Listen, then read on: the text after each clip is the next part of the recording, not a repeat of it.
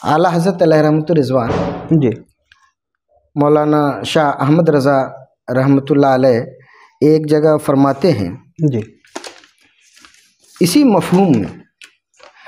وہی ہے اول، وہی ہے آخر، وہی ہے باطن، وہی ہے ظاہر، اسی کے جلوے، اسی سے ملنے، اسی سے اس کی طرف گئے تھے۔ گمان امکا کے جھوٹے نقطو، تم اول آخر کے پھیر میں ہو، محیط کی چال سے تو پوچھو، کدھر سے آئے کدھر گئے تھے۔ یہ شعر بھی اول نظر میں سمجھنا اس کا آسان نہیں ہوتا ہے۔ جی اس شعر کے بارے میں آپ کیا فرماتے ہیں؟ دیکھیے، جب ہم وہ ایک صوفیہ کا جو فلسفہ ہم نے سمجھ لیا، ان کا تصور جو سمجھ لیا، اسی تصور کو فلسفہ وحدت الوجود ہی کہتے ہیں۔ ایک وجود ہے، اسی وجود کا ظہور ہے، ایک ہی وجود کا ظہور ہے، اور اس کے ظہور کامل، مظہر کامل محمد رسول اللہ صلی اللہ علیہ وسلم کی ذات ہے۔ جب یہ پورا فلسفہ آپ کے سامنے آ گیا، اور اس فلسفے میں جو شبہ ہو رہا تھا کہ جب وہی وجود ہے تو اس کا مطلب پتھر بھی خدا ہے، اینٹ بھی خدا ہے، اس کی صوفیہ قطعی سے وضاحت کر دی کہ نہیں، ہمارے کہنے کا یہ مطلب ہے ہی نہیں۔ جب ہمارے کہنے کا یہ مطلب ہے ہی نہیں تو ہماری باتوں میں آپ الگ سے مطلب کیوں نکال رہے ہیں؟ ہم نے جو کہا کہ وجود ایک ہے، اس کا مطلب یہ ہے کہ ایک ہی وجود کا ظہور ہے، وجود حقیقی ایک ہے، اور جو عالم امکان ہے یہ اسی وجود حقیقی کا ظہور ہے۔ اس اعتبار سے جو عالم امکان ہے یہ ممکن ہے، اور ممکن کا وجود اور عدم برابر ہوتا ہے، تو اس لیے ہے نہیں ہے، یہ ذل ہے۔ الم تر الی ربک کیف مد الظل، کیا آپ نے اپنے رب کو نہیں دیکھا کہ اپنے سائے کو کیسے پھیلایا ہے؟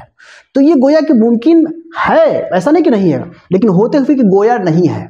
حقیقت میں ایک ہی وجود ہے، وجود حقیقی، وجود بذات، وجود حقیقی صرف ایک ہے،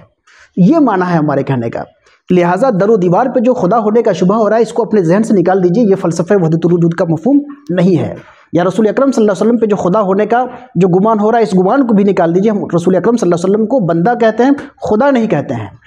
بلکہ ان کے حوالے سے جتنی ہماری تعریف ہوتی ہے وہ صرف تعریف کا تقاضا یہ ہے کہ اللہ کے کمالات کے مظہر کامل ہیں، یہ نہیں کہ خدا ہے۔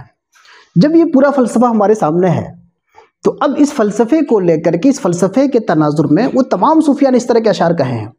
اور اعلیٰ حضرت فاضل بریلوی رحمہ اللہ وہ خود صوفی المشرب تھے، صوفی المسلک تھے، بلکہ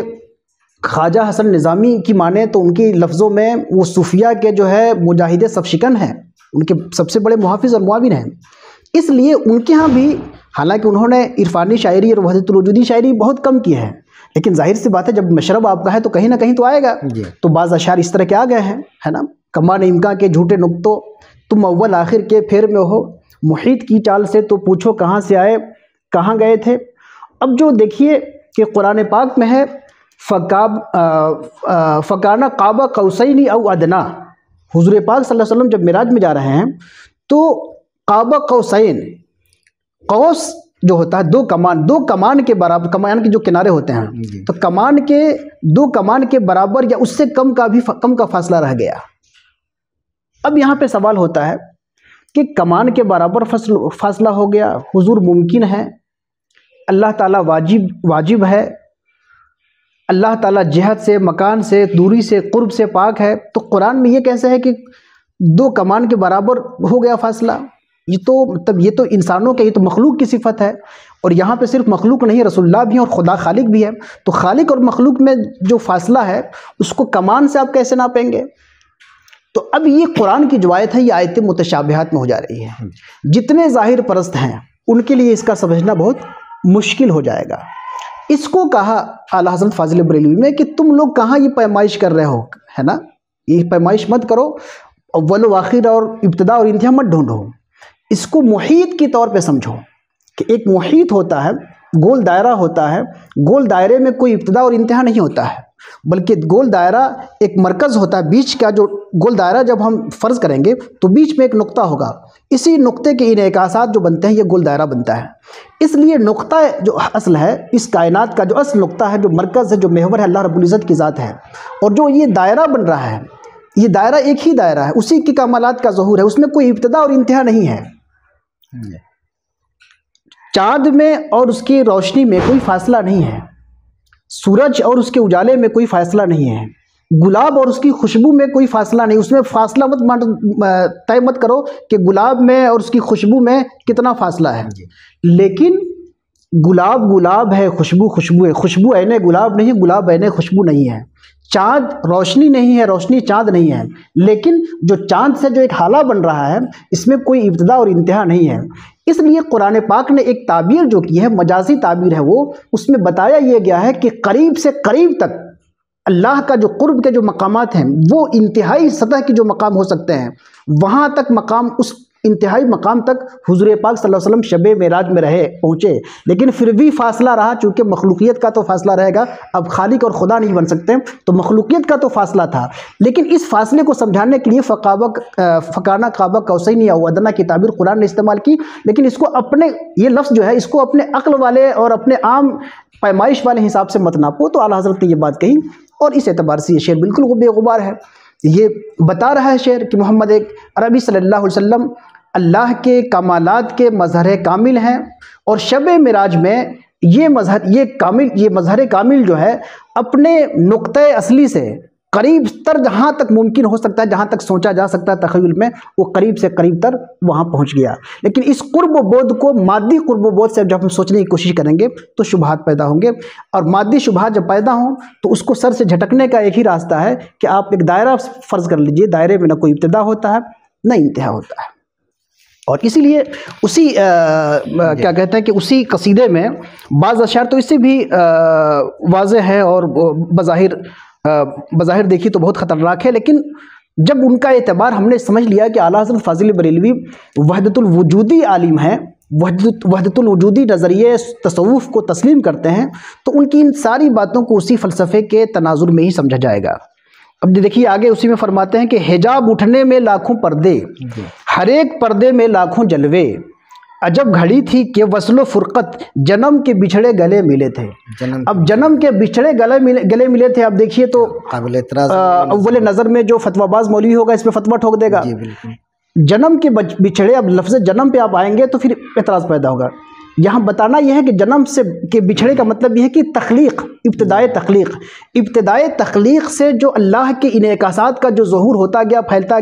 گیا، اس کا کمال ہو گیا محمد رسول اللہ کی ذات میں، تو وہی تخلیق سے جو نور پھیلا تھا، اسی وہ نور جب سمٹا تو محمد رسول اللہ صلی اللہ علیہ وسلم کا پیکر بشری سامنے ہو گیا۔ اب پھر یہ جب لوٹا معراج میں، شب معراج میں لوٹا تو اسی مقام پہ پہنچ گیا جہاں سے اس کی ابتدا ہوئی تھی، تو یہ معنی ہے جنم کے بچھڑے گلے ملے تھے، یہ معنی ہے۔ اس سے ہٹ کر کے لفظ کو پکڑیے گا اب، عام طور پہ چونکہ ہمارے یہاں لفظوں پہ فتویٰ دیا جا رہا ہے، اور قائل کی مراد، قائل کی اصطلاحات اور قائل کے اعتبارات کا کوئی اعتبار نہیں کیا جاتا ہے۔ اگر یہ سب چیزوں کو محو کر دیں تب تو یہ فتویٰ کفر اور شرک کی زد میں آ جائے گا، لیکن ہمیں معلوم ہے کہ یہ قائل اس کس تناظر میں یہ بات کہہ رہا ہے۔ جب ہمیں اس کے تناظر معلوم ہے تو ہمیں کسی فتوی بازی کی ضرورت نہیں ہے۔ اللہ رب العزت کی صفتوں میں ظاہر، باطن، اول اور آخر، یہ چار صفات ایسے ہیں جس کو سمجھنے کے بعد اس طرح کے اشعار کا سمجھنا آسان ہو جاتا ہے۔ بے شک۔ اور صوفیاء کرام نے اور عرفاء نے یا بڑے مسلم شعراء نے جو اس طرح کے اشعار کہے ہیں، بے شک، اس کو سمجھنے سے پہلے اللہ رب العزت کے اول، آخر، ظاہر و باطن کو سمجھنا بہت ضروری ہے۔ بے شک، اور جس کو یہ چیزیں سمجھ میں آ جائیں گی، اس طرح کے اشعار کا سمجھنا ان کے لیے کوئی دو بات نہیں ہے۔ جب قرآن کہہ رہا ہے کہ وہی اول ہے، جی، اول بھی وہی ہے، در مکنون بھی وہی ہے، آخر بھی وہی ہے، ظاہر بھی وہی ہے، باطن بھی وہی ہے، تو باطن بھی وہی ہے تو سمجھ میں آ گیا، ظاہر بھی وہی ہے۔ یہی بات صوفیہ کہتے ہیں کہ وہی اتر پڑا ہے مدینے میں مصطفیٰ ہو کر، ظاہر بھی وہی ہے۔ تو اب کائنات کا جو ظہور ہو رہا ہے یہ الگ سے نہیں ہے، ظاہر بھی وہی ہے، ظاہر بھی وہی کا مطلب کیا مطلب؟ پھر وہی سوال آئے گا کیا یہ اینٹ پتھر خدا ہے؟ نہیں، علماء فرماتے ہیں، مفسرین فرماتے ہیں ظاہر بھی وہی ہے، یعنی ہوا ظاہر بصفات ہی، اپنے صفات سے ظاہر ہے۔ یہ جو ظاہر ہے سب اسی کی صفات اور کمالات، اسی صفات کی تعبیر صوفیہ کمالات سے کرتے ہیں کہ جو ظاہر ہو رہا ہے یہ الگ سے نہیں ہے کوئی چیز، بلکہ اللہ کے ہی کمالات ہیں۔ ہوا ظاہر وہی ہے اپنے کمالات کے ساتھ، اپنی صفات کے ساتھ۔ اس لیے اسی مفہوم کو صوفیہ، یہ قرآن میں متن ہے سمجھیے، اسی متن کی شرح صوفیہ نے اپنے طور پہ کی ہے، اور اسی تناظر میں ایک بات شیخ عبدالحق محدث دہلوی رحمہ اللہ نے جی مدارج النبوہ میں یہ بات کہی ہے کہ جو یہ آیت کریمہ ہے هو الاول والآخر والظاہر والباطن، یہ جو آیت کریمہ ہے یہ حمد خدا بھی ہے، صفت خدا بھی ہے، اور نعت مصطفیٰ بھی ہے۔ یہ مصطفیٰ پیارے صلی اللہ علیہ وسلم کی جو حقیقت دیکھیے گا، ادھر سے دیکھیے کہاں سے آ رہا ہے، تو هو الاول ہے نا، هو الآخر، انتہا اس حقیقت کی انتہا، حقیقت جو ہر شے کی حقیقت ایک ہے، ہر شے کی کائنات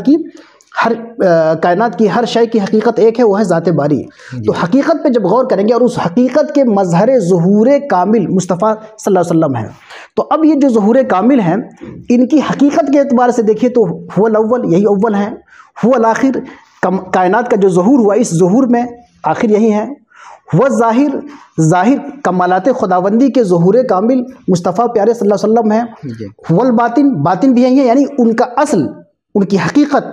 کی جو انتہا ہو رہی ہے وہ تخلیق خداوندی سے ہو رہی ہے، مشیت خداوندی سے ہو رہی ہے۔ اس اعتبار سے اسی آیت کو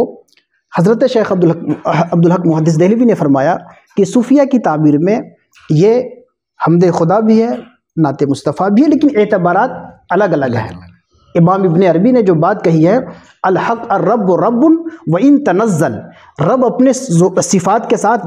نزول کرتا ہے لیکن وہ رب ہی رہتا ہے، اور نیچے اینٹ پتھر نہیں بن جاتا ہے۔ والخلق خلق وان تعرج، کہ خلق جو ہے وہ مخلوق ہی رہے گی،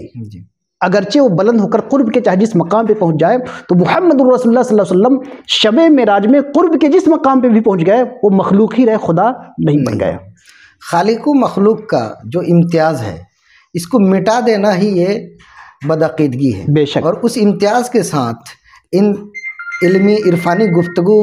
کو سمجھنا اور کرنا یہی ایمان، اور بلکہ ایمان کی اصل ہے۔ بے شک بے شک، بلا شبہ اللہ رب العزت حسن مطلق ہے، اور یہ کائنات اس کے حسن کا ظہور ہے۔ بے شک، بلا شبہ اللہ تعالیٰ نے جب عشق فرمایا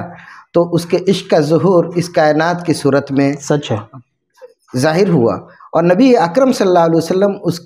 اللہ رب العزت کے ارادے اور عشق کے ظہور کا نمونہ اتم اور مظہر اتم ہے۔ بے شک۔